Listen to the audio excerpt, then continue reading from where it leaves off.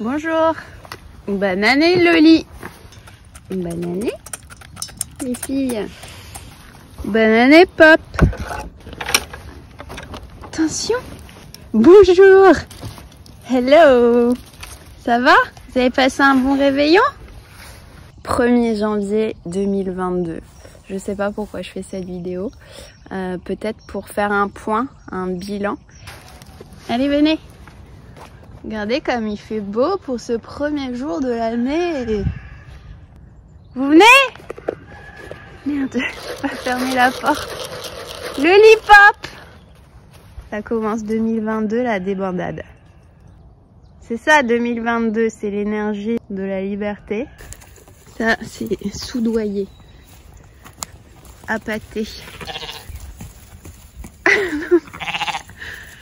Franchement, je l'attendais cette année 2022. Pourtant, c'est pas dans ma façon de penser d'habitude, de croire qu'une nouvelle année va amener quelque chose de différent.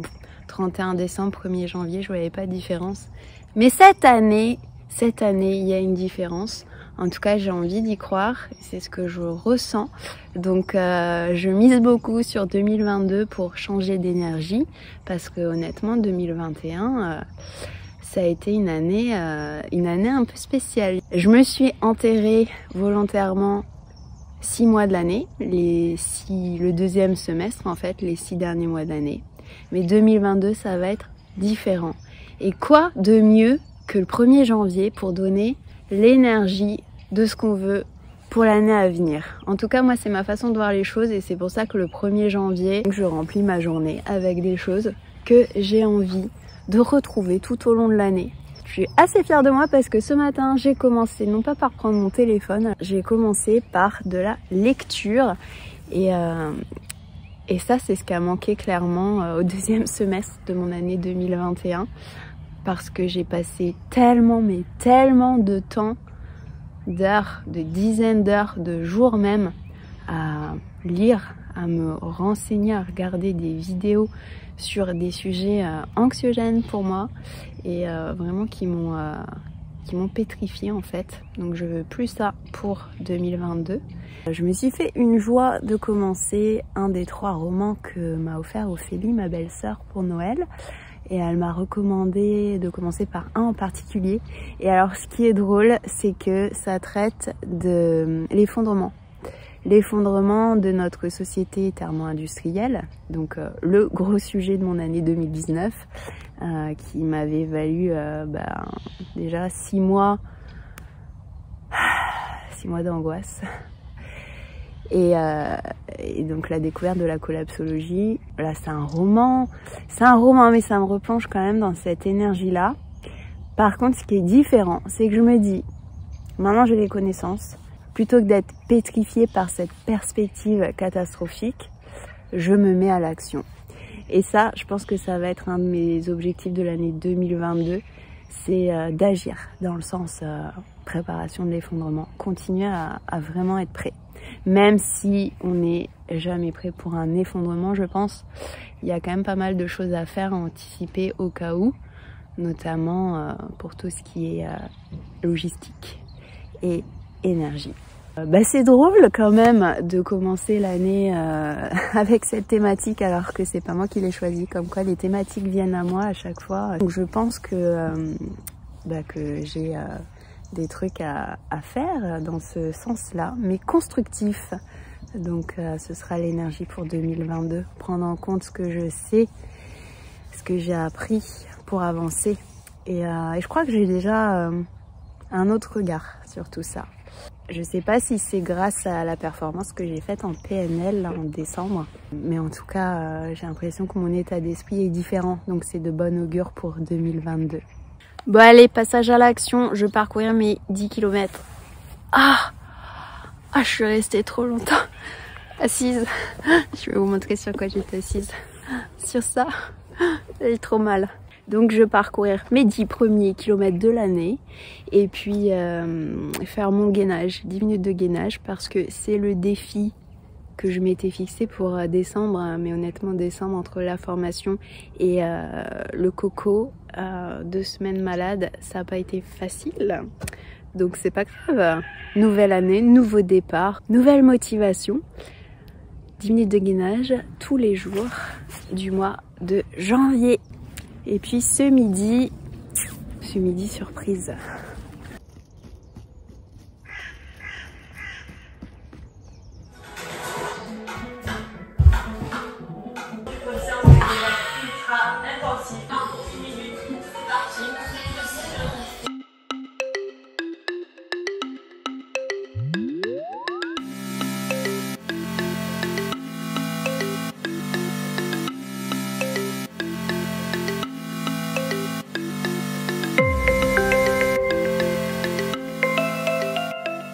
C'est que 10 minutes, mais ça donne bien chaud. Bah, un jour 1 fait. Les premiers 10K de l'année 2022 sont courus. Au niveau des stats, c'est pas folichon. J'ai l'impression d'avoir perdu en cardio là depuis que j'ai été malade en décembre. J'espère que ça va revenir. Mes petits poumons, ils ont pris cher. Mais bon, c'est pas grave, je ne cours pas pour la perf. Le tout, c'est de courir. Je sais pas ce que va donner cette année 2022 au niveau de la course à pied. Quand j'ai couru la course des 2 châteaux en septembre dernier, je m'étais dit que c'était la dernière. Alors qu'en 2020, j'avais prévu de courir mon premier marathon à Budapest, qui a été bien sûr annulé. Donc là, ben, je sais plus. Je suis inscrite pour le semi du Mont Saint-Michel au mois de mai. Je sais pas si j'aurai le droit de le courir. Donc on verra bien. On verra bien. En tout cas, une chose est sûre, c'est que aucun gouvernement, aucune loi, aucune mesure politique ne m'empêchera de courir et de faire du sport.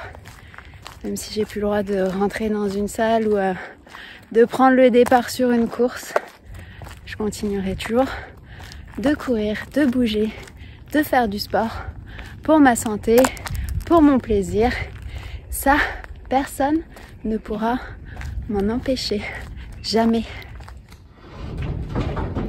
J'ai les tongs, le peignoir, c'est parti.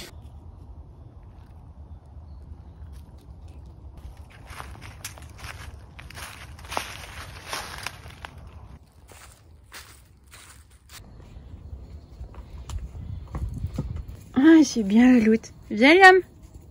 Oui, super. Très très bien.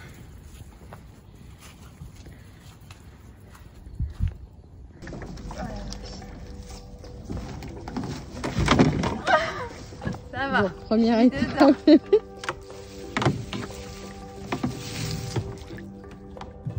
bien, franchement. T'as pas si froid finalement?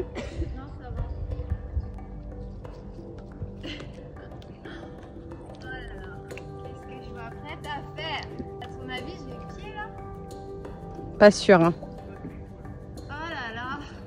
Oh la vache.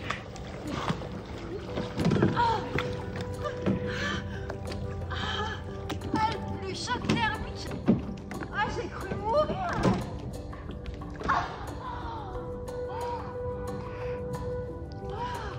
Je te jure, j'ai cru que j'étais congelée.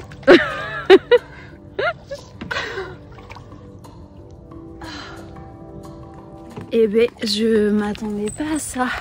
Je m'attendais pas à ce que ça me fasse un choc thermique comme ça. Là, ça m'a coupé la respiration. J'arrivais plus à parler. Waouh, sacrée expérience pour commencer l'année. Là, j'ai un peu des frissons, j'ai un peu froid, donc je vais aller me réchauffer avec une bonne douche chaude et un chocolat chaud. Voilà. Ouh. Et ben, en tout cas, ça réveille. Hein. Ça réveille.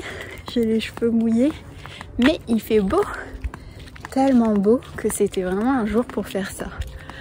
Voilà, début 2022 au top. Alma? Oh, t'es propre. Oh là là. Alma? Bonjour. Bonjour. Tu sors ta tête? Eh, bonne année. Bonne année. Ça va? Tu viens? Oh. Oh. Pas motivée. C'est qui est la plus belle jument du monde? C'est mon Alma. Oh. Alma, je t'aime.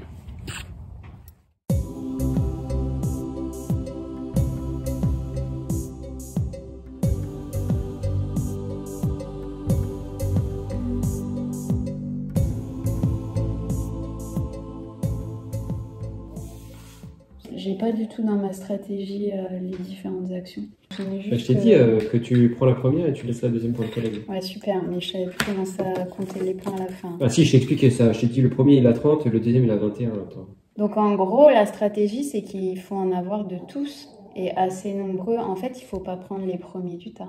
Ouais, les premiers du tas, ils te rapportent peu de points. Voilà. Il faut y rejouer vite que j'ai ça en tête, tu vois. Parce que là, c'est pas équitable. C'est pas équitable du tout. J'avais pas en tête la règle. Voilà, premier jeu de l'année 2022 et j'ai perdu, ça commence bien. Bon, je suis contente, c'est que je m'améliore dans mes réactions. C'est-à-dire que d'habitude, ça m'énerve. Bon, pas tout le temps, mais vraiment, il y a des fois, ça m'énerve. Et en fait, ce que j'essaie de faire maintenant, enfin, ce que je fais, c'est que plutôt que de me vénère et de dire que j'en ai marre, que c'est de la merde, que je suis nulle, pas constructif quoi, parce que j'ai pas de stratégie et puis parce que les autres en ont et finalement de reprocher aux autres d'avoir une stratégie et de moi de pas en avoir. Genre moi je suis innocente, regardez je suis naïve comme dit, et vous êtes des salauds avec votre stratégie. Et ben plutôt que de partir dans ce mood-là, je prends la partie comme ce qu'elle est, c'est-à-dire une indication, un feedback. Ok, moi j'ai merdé ou qu'est-ce que j'ai pas fait? Qu'est-ce que l'autre a fait pour réussir à gagner? Et j'analyse à fond leur stratégie, leur façon de faire. J'approfondis les règles du truc pour réussir moi à mettre en place une stratégie. Voilà, c'est ça l'objectif de 2022, c'est d'analyser comment font les autres, le jeu de l'autre, et de me l'approprier, ou en tout cas de m'en inspirer pour moi aussi devenir une stratège. Ça c'est l'objectif 2022, je ne vous dis pas. Et c'est pas que pour, finalement, que pour les jeux, hein. C'est vraiment un état d'esprit que je compte après exploiter dans ma vie. Donc, modélisation de ceux qui réussissent. On peut résumer ça comme ça, je pense. Et je trouve que le domaine des jeux de société s'y prête quand même hyper bien.